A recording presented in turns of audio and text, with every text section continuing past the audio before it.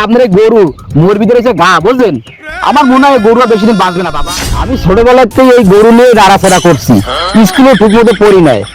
তো মিয়া 20 বছর ধরে গরু দালালি করে আমাকে বগল বুঝা।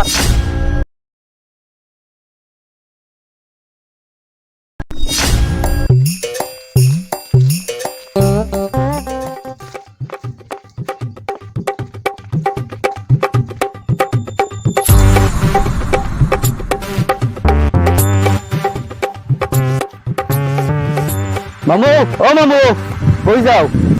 ওরে বাবা, ওই যাইতেছে একটু উত্তর পাড়ায়, বোঝো না সামনে কুরবানি আইছে, একটু গরুর ভাও মাও করা লাগে না? মামু কথা তো তুমি খারাপ পাও নাই, তোমাকে বাড়ির দিকেই যাইতেছিলাম। চলো মগো উত্তর পাড়ায় একটা ভালো গরু আছে, চলো ভাও করি। এবার তুই কি কও? তোকে বাড়ির পাশে ভালো গরু আছে? তাড়াতাড়ি চল, আমি তো গরুই খুঁজি। মামু ওই দা ওই কাকুর গরু ওই। ও, ওই লোকের গরু? হ্যাঁ আচ্ছা ঠিক আছে, তোর যা ছেড়ে দিছি তুই হয়ে যাবে, আয় মুই সিস্টেম করতে আছি। তাও তুমি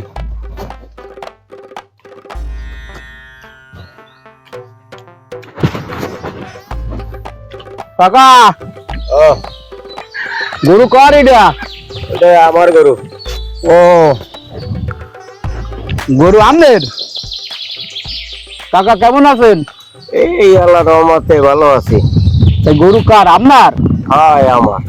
তো গরু কি পালা গরু? হায় পালা গরু। ও, তা কি বেচছেন, চিন্তা ভাবনা কিছু করছেন? হায় বাবা চিন্তা করছি গরুটা বেচবো। তা কত হলে বেচতে দেবেন, কম দেই? ওই 90 হলে বেচে দেবো। কি বলেন চাচা, এই গরু 90,000 টাকা চান? 90,000 টাকা বেচতে পারবেন? কোনোদিন সম্ভব না বাবা। কম টম কত দেবেন একটু খুললে মিললে কন। কি কো বাবা, গেছে বছর গরুর দাম হয়েছিল 80,000 টাকা, বেশি নাই। এবার 10-15,000 টাকা বেশিতে বেচতে চাচ্ছি, তা 90 নিচে আর বেচা যাচ্ছে না। চাচা গেছে বছর হিসাব কি এই বছর করলে হবে বাবা? আর আপনার এই গরুর যে অবস্থা, এই আর কয়েকটা দিন বাঁচবে কিনা সন্দেহ। কি কো বাবা, আমার গরু কি হয়েছে? আচ্ছা কাকা, একটা কথা কম দিয়ে আমারে, আপনার এই গরু আপনি কি রেল ব্রিজের নিচে বাইন্ধে রাখেন? ও বাবা ওই রেল ব্রিজের নিচে বাইন্দে টেন্দে রাখি। আজকে তো মেলা রোদ দূর, এই জন্য আজকে একটু ওই ছাওয়া জায়গায় আইছি, গাছ গাছালির নিচে একটু গরু কটা রাখছি। এই তো মিল লেগেছে।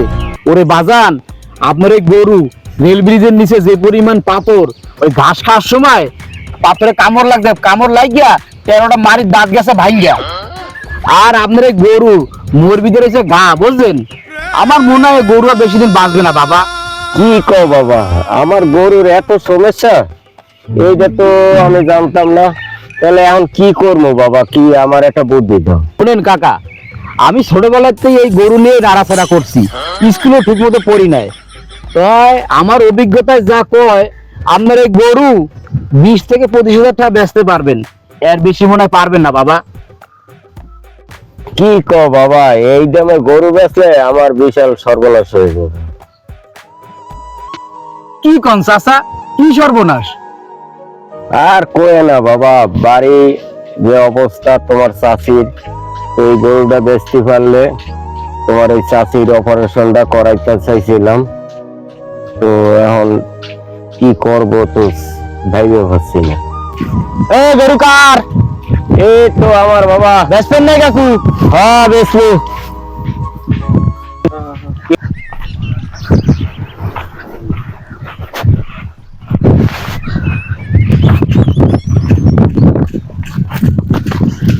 কাকা গরু কি আপনার গরু? হ্যাঁ বাবা গরু আমার। কাকা গরুটা কি বিক্রি করবেন? হ্যাঁ বাবা গরুটা বিক্রি করবো। চাচা দাম কত যাচ্ছেন? হ্যাঁ বাবা চাইছিলাম তো 90,000, তো দেখেন আপনারা। কাকা এই গরু আপনার? হাতালের গরু তো মনে হয় না। হ্যাঁ বাবা এই গরু আমার, পালা গরু।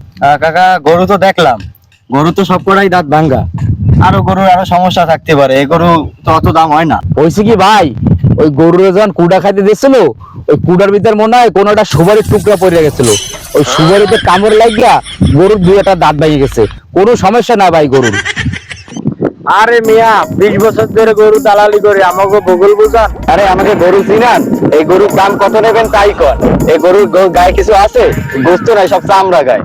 ভাই আপনারা কত দাম দেবেন আপনারা বলেন, আর আমার মামার খুব টাকার দরকার ভাই, একটু বানাই টানাই বলেন ভাই। আরে দেখো এই গরুর যা অবস্থা, এত হাটে বিক্রি হবে না।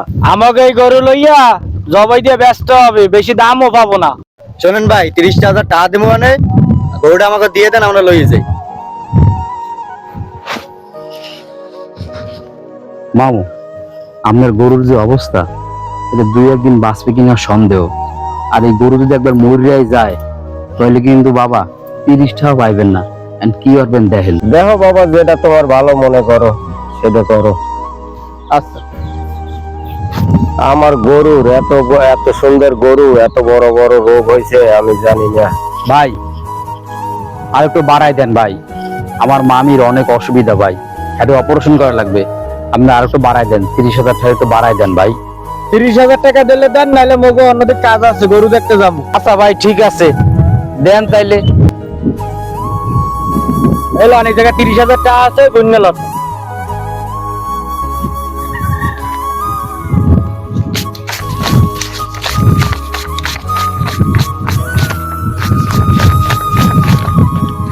ঠিক আছে ভাই, চলে গেলাম। দাঁড়া,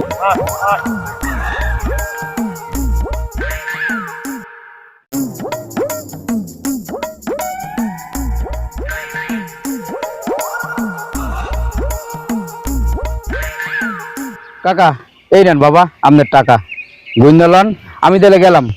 আচ্ছা।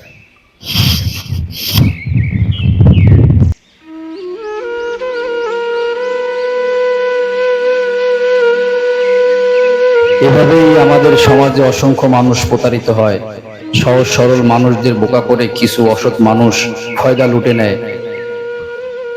আসুন আমরা সবাই একসাথে কাজ করি, আমাদের চারপাশটাকে দুর্নীতি মুক্ত সমাজ গড়ে তুলি। আল্লাহ হাফেজ। ভিডিওটা ভালো লাগলে অবশ্যই সাবস্ক্রাইব করে দিবেন এবং আমাদের সাথে থাকবেন।